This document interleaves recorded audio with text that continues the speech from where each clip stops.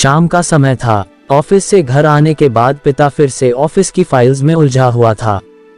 तभी उसका 8 साल का बेटा पास आया और बोला, पापा, क्या मैं आपसे कुछ पूछ सकता हूँ?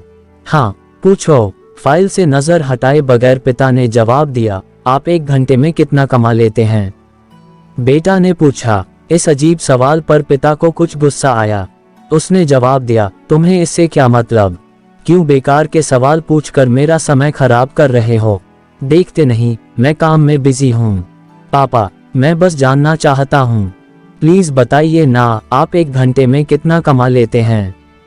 बेटा जिद करने लगा। 500 रुपये, पिता ने जवाब दिया और काम में लग गया। ओह, बेटा सिर झुकाकर कुछ सोचने लगा, फिर सिर उठाकर बोला, पापा, आप मुझे 300 रुपये उधार दे सकते हैं? ये सुन के पिता का गुस्सा बढ़ गया। वह बेटे को झिड़कते हुए बोला, अच्छा, तो तुम इसलिए मुझसे मेरी सैलरी पूछ रहे थे? तुम्हें खिलौना या कोई फालतू सी चीज खरीदनी है? अब एक शब्द कहे बगैर सीधे अपने कमरे में जाओ और सो जाओ। मैं इतनी मेहनत से पैसे इसलिए नहीं कमाता कि तुम्हारी हर फालतू मांग पूरी कर सकूं। बेटे का चेहरा उतर गया।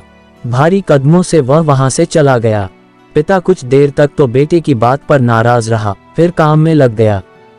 काम खत्म होने तक उसकी नाराजगी भी खत्म हो चुकी थी। अब उसे बेटे के प्रति अपने खुद के व्यवहार पर दुख होने लगा। वह सोचने लगा कि हो सकता है बेटे को सच में किसी जरूरी चीज के लिए 300 रुपये की जरूरत हो। वो वैसे भी हर समय पैसे नहीं मांगता। वह बेटे के कमरे में गया। देखा, बेटा बिस्तर पर लेटा हुआ था। उसने पूछा, सो गए क्या? बेटा तुरंत उठकर बैठ गया और बोला, नहीं पापा, मैं जगा हुआ हूँ। बेटा, मैं काम की वजह से परेशान था और मेरा काम का गुस्सा तुम पर निकल गया। मुझे तुम पर गुस्सा नहीं करना चाहिए था।